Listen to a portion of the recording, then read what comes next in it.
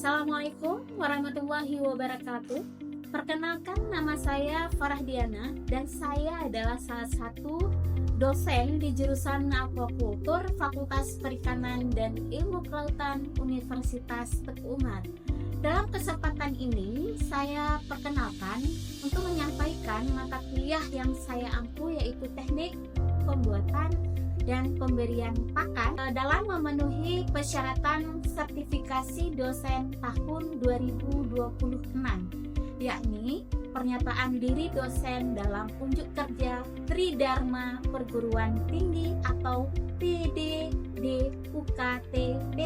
pada bidang pengajaran. Nah, mata kuliah ini adalah mata kuliah yang sesuai dengan bidang keilmuan yang saya tekuni, yakni bidang ilmu alam, khususnya dalam kajian pakan di lingkungan budidaya perairan. Mata kuliah ini akan menjelaskan teknik atau cara pemberian pakan yang optimal untuk mendukung pertumbuhan, kesehatan, dan kesejahteraan organisme akuatik, serta mengurangi dampak lingkungan dari limbah pakan. Mata kuliah teknik pembuatan dan pemberian pakan merupakan salah satu mata kuliah wajib pada semester genap di jurusan Aquacultur. Mata kuliah ini sendiri memiliki bobot 4 SKS, yakni 2 SKS teori dan 2 SKS praktikum. Adapun capaian pembelajaran mata kuliah yang diharapkan pada mata kuliah ini, yakni yang pertama adalah mahasiswa mampu menguasai prinsip dasar nutrisi ikan dan formulasi pakan yang efisien berdasarkan kebutuhan nutrisi ikan pada berbagai tahap kehidupan dalam budidaya aquacultur. Yang kedua, mahasiswa mampu menerapkan teknologi pembuatan pakan seperti teknik ekstraksi dan peletitasi, serta memahami dampaknya terhadap kualitas pakan dan lingkungan. Yang ketiga, mahasiswa mampu menyusun strategi pemberian pakan yang efektif dan efisien untuk mendukung pertumbuhan dan kesehatan ikan, serta mengurangi limbah pakan di lingkungan aquacultur. Adapun materi pembelajaran yang akan disampaikan selama 16 pertemuan pada mata kuliah pemberian pakan ini meliputi: yang pertama adalah kontrak kuliah, pengantar mata kuliah teknik pembuatan dan pemberian pakan. Yang kedua, pakan ikan dan klasifikasi pakan. Yang ketiga, kebutuhan nutrisi ikan dan kebiasaan makan ikan. Yang keempat, bahan baku pakan. Yang kelima, treatment pengkayaan bahan baku pakan.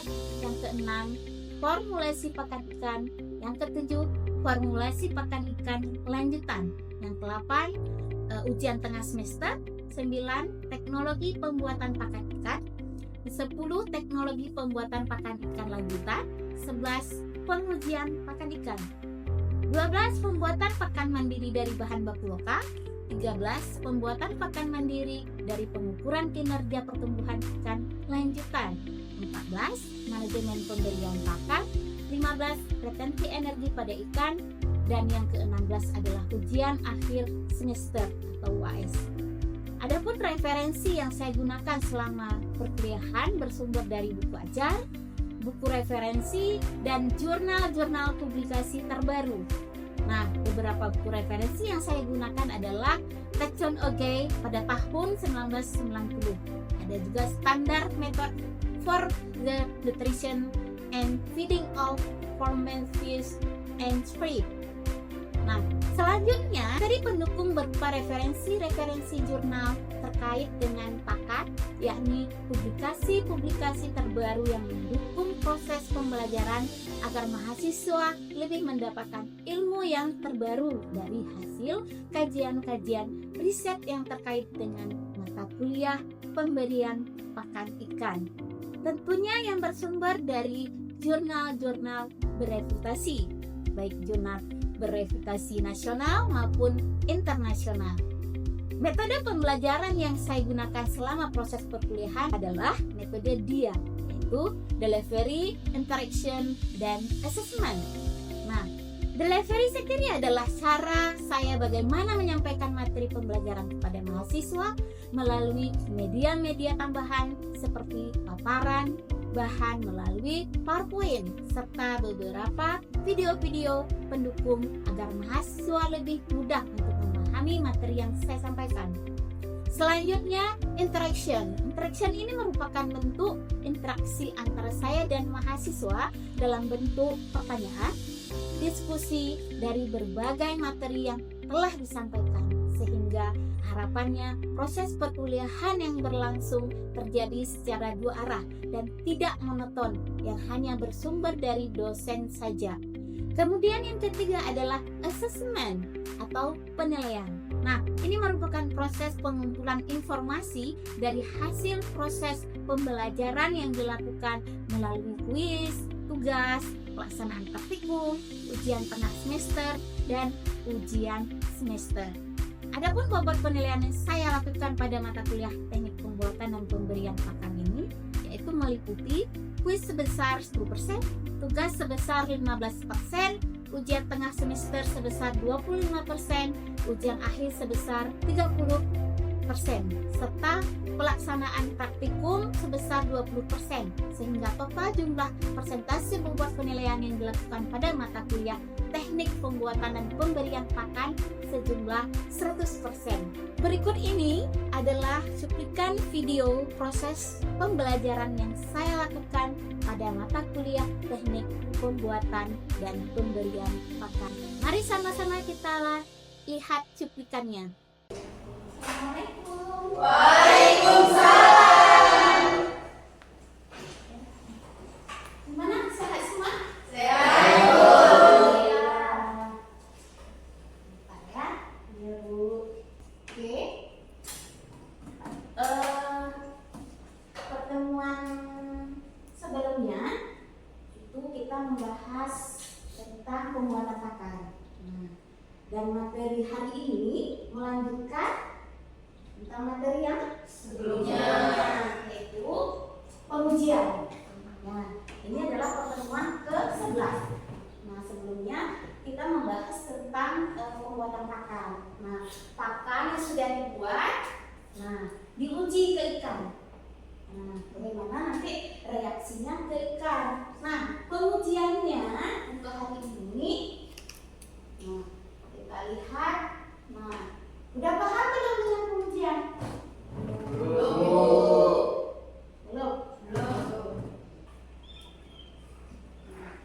Ini ya. Nah, jadi kita harus melihat dulu yang pertama apa? Fisik. Nah, contoh ini pakan. Nah, yang dilihat ada luarnya. Nah, apa saja fisiknya? Penampakan dari luar. Apa saja? Warna. Ya, warna, ya kan? Ya. Penampakan dari luar. Nah, pengujian pakan itu ada 3, ya kan? Yang pertama itu adalah fisik. Nah, yang dilihat dari fisik ini adalah keseragaman yang pertama, ya kan? Ya, keseragaman. Nah, apanya yang seragam? Bentuknya, ukurannya, ya kan? Nah, itu yang dimaksud dengan keseragaman. Nah, yang selanjutnya tidak berdebu. Nah, karena kalau berdebu kita tidak memakan, ya kan? Karena pakan itu merupakan rangsangan terkuat pada ikan, karena itu merupakan faktor utama makanan.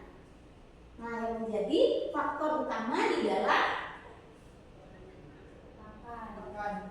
makanan itu ikan. Nah, tidak berjamur. Nah, kita aja kalau makan nasi berjamur nggak? Nggak. Kalau berjamur kalian mau makan nggak? Nggak. Ya kan? Nah, jadi posisi si ikan juga sama. Nah, dia tidak mau makan kalau berjamur. Nah, makanya kita harus melihat penampakannya itu tidak berjamur, aromanya baik, ya kan? Nah, tidak bau apek, tapi bau amis. Nah, yang namanya pakan bau amis kan? Nah, ketika kita memberikan kepada ikan, bau amisnya. Nah, amisnya itulah yang membuat si ikan itu terangsang. Nah, terangsang untuk makan. Gitu. Makanya dia berbondong-bondong datang. Nah, kita kasih pakan. Ini tahu nggak?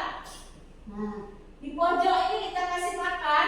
Dari sisi ini, dari sisi yang kanan, bawah, atas, semua lari ke sini. Kenapa? Iya, aroma. Mencium aroma. Sehingga dia bergerombol datang untuk mencari makan tersebut. Nah, yang selanjutnya kering. Nah, tidak basah. Ya kan? Nah, tidak basah ketika kita memberikan kepada ikan. Nah, yang kedua itu ada uji kestabilitas. Nah, kestabilitas. Daya tahan di dalam air. Berapa lama dia tahan di dalam air sebelum pakan itu dihabiskan oleh si ikan. Gitu. Nah, jadi daya tahan ini juga perlu diperhatikan pada pakan yang mengapung. Nah, karena pada pakan yang mengapung dia tidak membutuhkan stabilitas yang tinggi. Karena kenapa? Karena jenis ikan yang diberikan, nah sebelum pakannya sudah sampai, udah habis dimakan. Nah, yang membutuhkan stabilitas yang tinggi itu adalah jenis ikan bandeng, apalagi udang. Nah, gitu. Tapi kalau yang lele, mujair, nila, mereka tidak membutuhkan. Karena pakan yang diberikan langsung habis dimakan. Gitu. Nah, makanya kita harus menguji dulu fisiknya. Nah, selanjutnya apa yang perlu kita lihat?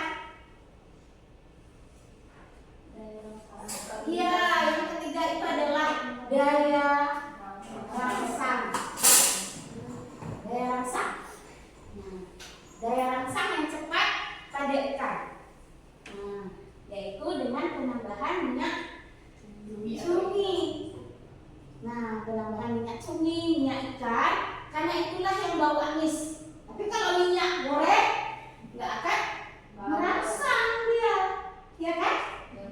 Jadi daya rangsang itu disebut dengan kalau biasa bahasa modernnya itu kadang ada orang yang sebutkan attractability.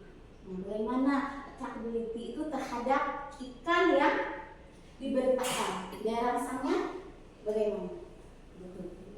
Ya. Selanjutnya itu ada pengujiannya di bidang biologi. Nah, apa saja yang dilihat pada biologi ini? Apa saja yang dilihat pada biologi ini? Yang pertama adalah pertumbuhan.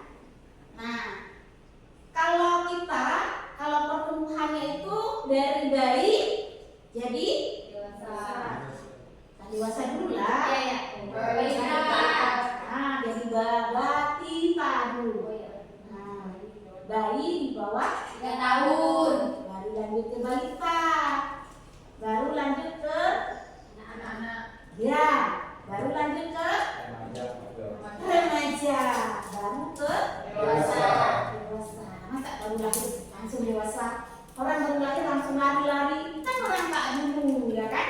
Nah, jadi itu yang di bidang kinerja pertumbuhan itu yang dilihat. Nah, yang dilihat itu di kinerja pertumbuhan itu ada yang pertama adalah panjang, yang kedua adalah bobot atau berat, ya kan? Nah, apalagi yang dilihat? Reproduksi. Ya, reproduksi. Nah, reproduksi itu adalah Tingkat kematangan berat. ya, kita lihat nanti tingkat kematangan beratnya bagaimana kalau pada ikan gitu. Dia ada 3P berapa? 1 sampai 5.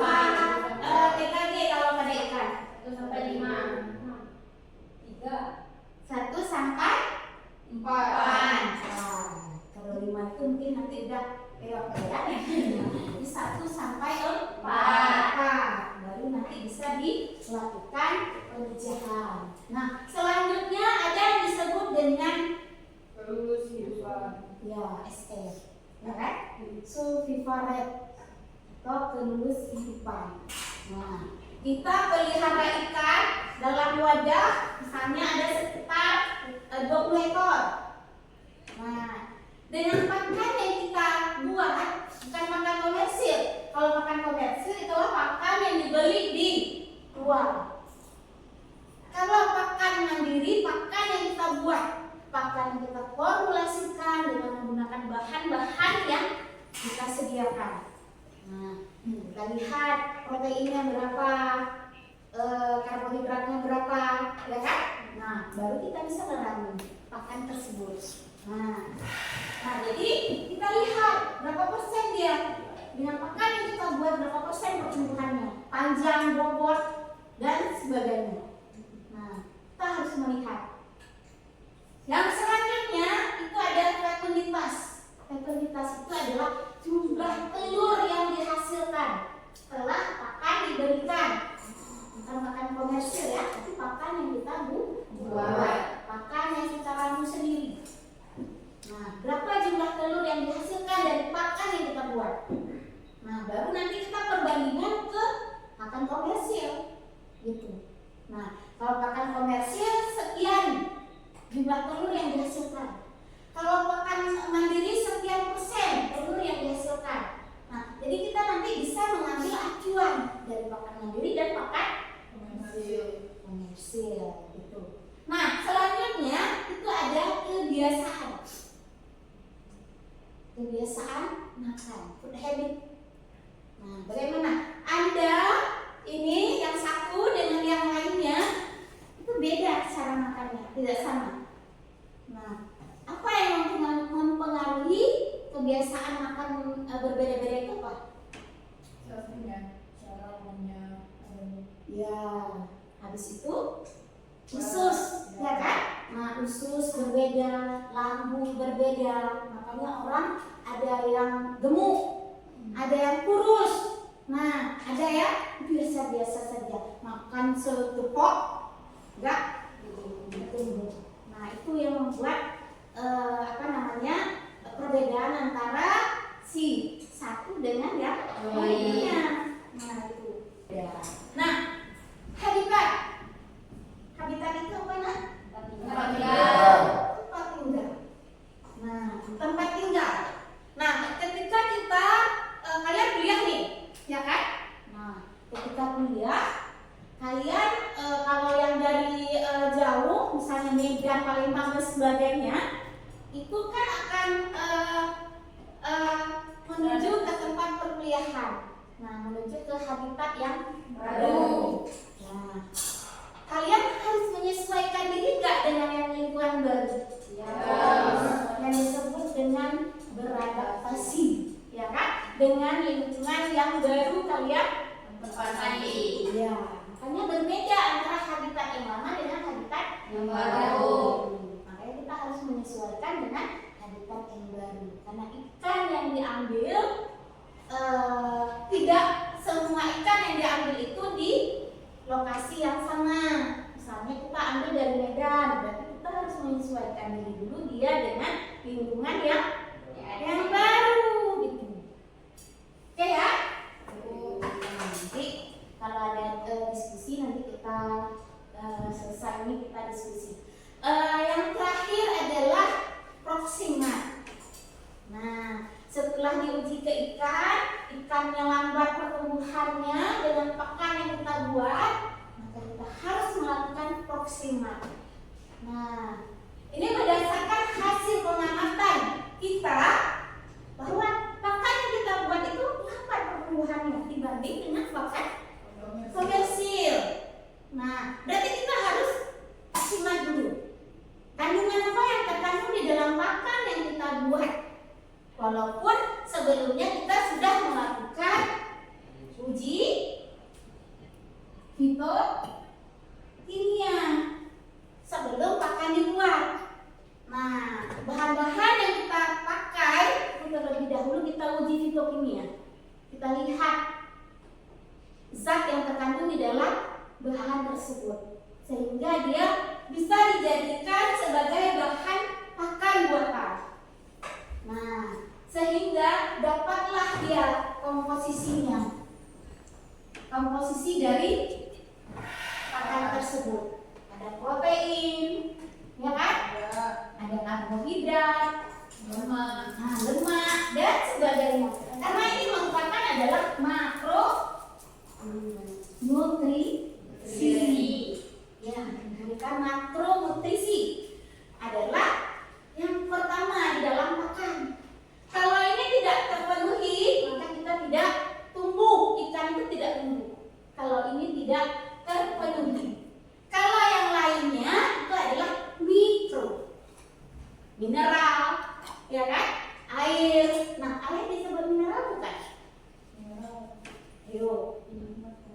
Yang disebut mineral itu kandungan apa yang terdapat di dalam mineral itu? Sehingga dia dapat dikategorikan ke dalam mineral. Nah, kalsium, magnesium itu mineral. Fungsinya adalah untuk pertumbuhan tulang. Kalsium. Nah, ya kan? Nah, ini yang diuji. Nah, ada pertanyaan? Sudah disampaikan, ada pertanyaan? Ya Bu, Apa, Nak? pakan yang baik, pakan yang seperti apa? Pakan yang baik, pakan yang seperti apa? Nah, pakan yang nilai makronya itu terpenuhi. Apa saja? Proteinnya lengkap, karbohidratnya lengkap, lemaknya lengkap.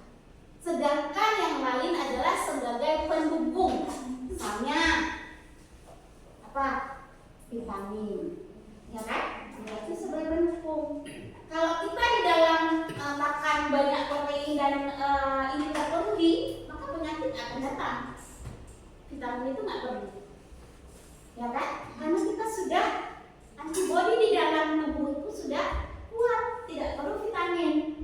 Nah, ikan yang membutuhkan vitamin karena dia kekurangan makro di dalam tubuhnya, sehingga dia disuplailah dengan vitamin, diinjeksilah dia dengan vitamin, disuntik vitamin supaya dia sehat. Nah, itu. Ya kan? Yang lain ini yang cowok-cowok? Ya, ya. Untuk pakan yang banyak menghasilkan telur, itu pakan komersil atau pakan yang kita rebus dulu? Pakan yang menghasil, kalau mau telurnya banyak, kita harus memilih pakan komersial atau pakan mandiri. Ya. Nah, kan kembali lagi ke proximat tadi, ya kan? Nah, yang memicu tingkat fertilitas yang tinggi itu apa? Gitu ya kan? Nah, apakah dari proteinnya sehingga dia menghasilkan telur yang banyak? Apakah dari lemaknya sehingga dia menghasilkan telur yang banyak? Atau dari karbonnya? Nah, kalau ini menghasilkan protein yang banyak, untuk menghasilkan fekundalitas yang tinggi, nah itu dilihat dari jenis ikannya. Karena beda jenis, beda dalam menghasilkan telur. Karena untuk pembuatan pakan itu sama saja, apakah dia komersil atau mandiri, yang penting lengkap makro yang terkandung di dalam pakan tersebut. Nah, jadi nggak bisa kita membedakan pakan komersil yang bagus. Nah, pakan komersil itu tidak perlu diproximat, walaupun di dalam karungnya itu sudah ada komposisinya. Nah, sudah ada komposisinya kan? Tapi kita dengan percaya dengan komposisi yang ada di dalam karung tersebut. Nah, kita sebagai seorang budidaya harus melakukan uji proxima untuk membuktikan itu benar nggak? Gitu. Nah, jadi sebagai seorang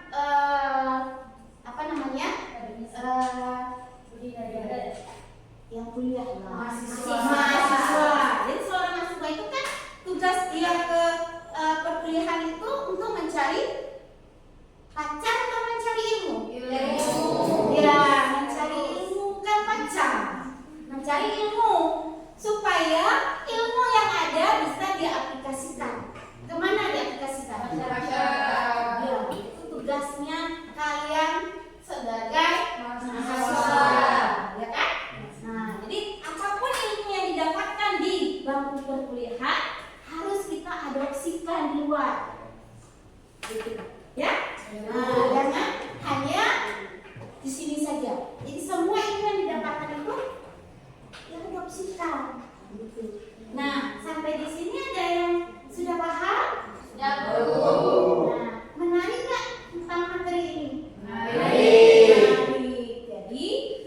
tugas kita adalah sebagai mahasiswa harus memahami.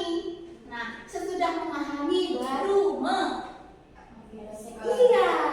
mengaplikasikan ke masyarakat nantinya ketika kita sudah lulus dari bangku perkuliahan. Oke, untuk hari ini hanya ini yang bisa Ibu sampaikan. Semoga ilmu yang diberikan pada hari ini dan materi yang diberikan pada hari ini bisa bermanfaat untuk kalian. Nah, lebih dan kurang Ibu mohon maaf jika ada kekurangan ataupun kesilapan, mohon dimaafkan.